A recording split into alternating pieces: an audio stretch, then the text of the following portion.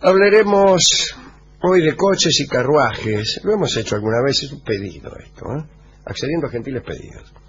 Algunas curiosidades históricas sobre coches y carruajes. La invención de los coches perfectamente cerrados, con puertas, ventanas y techo de madera, es relativamente reciente, Barton. Cuando usted ve una película del Imperio Romano, en donde un tipo se baja de un coche con techo tirado por caballo, es mentira. No había eso. Recién en el siglo XVI, cuando mucho. Antes de esa época, las personas distinguidas viajaban en litera, que eran vehículos para a lo sumo 2 personas. No tenían techo, pero sí tenían 2 varas y a veces, como usted sabe, eran llevados por personas. El nombre coche parece haber sido tomado del verbo francés coucher, porque estas nuevas comodidades daban la posibilidad de acostarse dentro del espacio, del habitáculo, no quería decirlo. Otra versión indica que podría derivar de la palabra alemana Kuche será, ¿no?, que significa lecho de reposo. Puede ser, yo qué sé. El 23 de febrero de 1519 hizo su entrada en Barcelona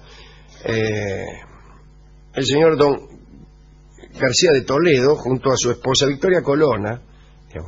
Iban en un magnífico coche que, según dicen, sería el primero en Europa.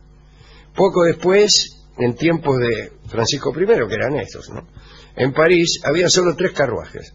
El de la reina, el de Diana de Poitiers, que era la amante del hijo de Francisco, y el de un noble que se llamaba René Daval, que en realidad tenía un coche porque no podía ir a caballo, ya que era muy gordo. Bueno. Allá en 1600, carrozas y carruajes ya había por todas partes. Y esta moda produjo algunas consecuencias curiosas. La primera es que las calles no estaban preparadas para aquel tránsito. Casi todas las ciudades sostenían aún su aspecto medieval, con calles muy estrechas donde no entraban los coches. Quedaban entonces encajados entre las paredes. En Francia, eso sí, había algunas calles señalizadas, pero otras presentaban el siguiente inconveniente. Eran anchas en alguna parte y luego se estrechaban, de suerte que los cocheros quedaban allí atorados. La proliferación de nuevos coches era tal que los caminantes protestaban ante el peligro de verse atropellados. Claro, la aparición de los carruajes fue abrupta y no se había desarrollado una atención conveniente para evitar la sorpresa. Aún hoy no se ha desarrollado esa atención. La gente sigue siendo aplastada, no por carruajes, pero sí por ómnibus, automóviles y apisonadoras de tierra. En las ciudades había muchos accidentes, porque los tipos miraban para cualquier parte, venía el cochero con su coche y sus caballos y se los llevaba por delante. También había, además de coches arrastrados por caballos, literas arrastradas por bueyes. Además, con tanto caballo y tanto buey, había mucho estiércol en la calle, dígamelo a mí. Y esto también provocaba las quejas de los que no tenían carro. Era muy importante, en cierto momento de la historia, poseer carruaje propio. Dice Paul Johnson que la gran línea divisoria durante siglos entre opulentos y los demás fue la posesión de un carruaje. Un tipo era gente de carruaje o no lo era. Ingresar en el grupo poseedor de carruajes era el signo más obvio de que se había llegado a la más alta jerarquía social. Todavía existe ese prejuicio. Lo importante de poseer carruaje no era el costo del vehículo, que desde luego podía ser enorme, ¿no?, pero por ahí había baratos. Se usaba mucho comprar coches de segunda mano, pero cuando uno compraba un coche de segunda mano, tenía que pintarlo y reformarlo de tal modo que no se entendiera que estaba manejando el coche de otra persona, pues cada coche era individual, identificado. Si no, si usted no pintaba el coche, todos iban a decir, Se lo afanó. hay Badolina en el coche de Barton. Claro. ¿Entiendes? Era tuneado, ahora se dice tuning. Eso. Sí. Lo más costoso de un coche, sin embargo, era mantenerlo en marcha. Un carruaje respetable llevaba 2 caballos, porque usted se compraba el coche, el carruaje, sin caballo. Estaba ahí en la puerta de su casa como un gil. Un carruaje respetable llevaba 2 caballos o 4 para viajes largos. Se hacían postas después de la primera etapa, es decir, se alquilaban caballos en las posadas subsiguientes. Si uno conservaba los propios, tenía que darles descanso durante 2 o 3 días, con lo cual, desde luego, se retrasaba usted, ¿no? Se requería entonces un establo, 1 o 2 palafreneros, y además ningún caballero, y menos una dama, conducía su propio carruaje, por lo que se necesitaba también un cochero. Por otra parte, el cochero era un criado superior, de cierta dignidad, y en consecuencia costoso de mantener. Jamás el cochero se rebajaba a realizar la tarea de los palafreneros y de los mozos de establo. Los que tenían coche en la ciudad necesitaban también de un lacayo, que iba a triqui, colgado atrás del vehículo, para estabilizarlo. Se iba moviendo con elegancia. Para las curvas, sobre todo. En las curvas, cuando el coche giraba, se movía en dirección opuesta a la del giro, como hacen los nietos del sidecar. O con la moto el otro del sidecar. Claro. Se mueve para un lado y para el otro. Hay una historia graciosa que contamos siempre aquí, con respecto a los lacayos, cuyo protagonista es Alejandro Dumas. El padre, Alejandro Dumas, padre. Los Dumas eran 2, Alejandro padre y Alejandro hijo. Era Dumas un tipo muy vanidoso y además mulato, y era muy famoso, pero había poca gente que lo conocía este detalle de su color. Entonces, como no podía pagarse un lacayo, si bien era famoso, mucha guita no tenía, ¿no?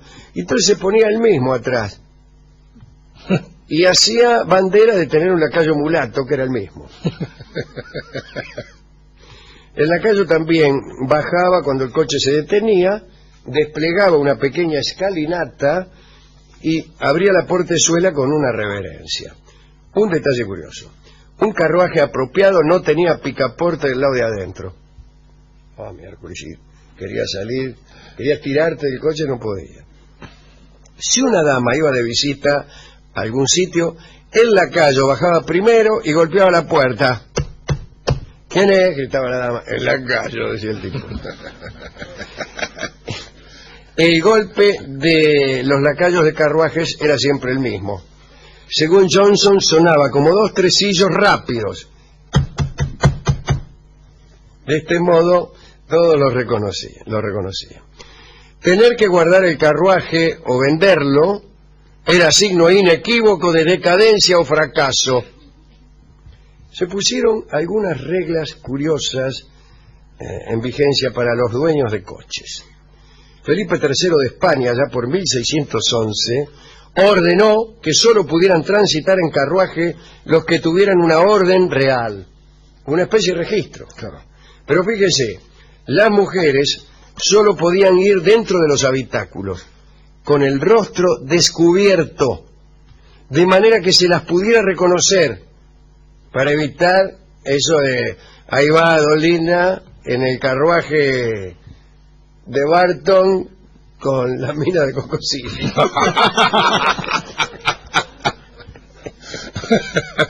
Digo, por decir un ejemplo. Después, los coches no podían prestarse, tal como sucede con la guitarra, etcétera. Con la mina. Sí. Ninguna prostituta podía andar en coche. Si lo hacía, la mandaban al destierro, la mandaban. Última. Los hombres con licencia solo podían llevar a sus esposas, hijas o madres. Jamás podían llevar a otra mujer que no tuviera ese lazo, para evitar los toques imprudentes. Imprudentes tocamientos. Y claro, si uno va a llevar una mina en el auto y no le puede hacer un tocamiento imprudente, un roce. entonces ¿en qué país vivimos? Claro. Para eso voy a pata. Claro. Qué novela, Imprudentes Tocamientos. Imprudentes Tocamientos es extraordinaria. Yo cada vez que subo una mina al auto le digo, permiso, después de aquella esquina, Sí. digo, para advertirla, darle tiempo a que Se acomode. se acomode el mameluco. Después de aquella esquina voy a empezar con tocamientos imprudentes. Sí. Sépalo. Digo yo y me escupo las manos.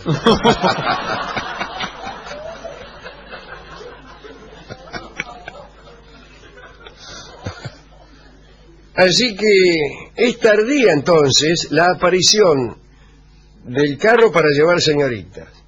Esto apareció después, derogada esta exposición. Todo es tardío, ¿eh? La antigüedad clásica no conoció todo esto de lo que estamos hablando.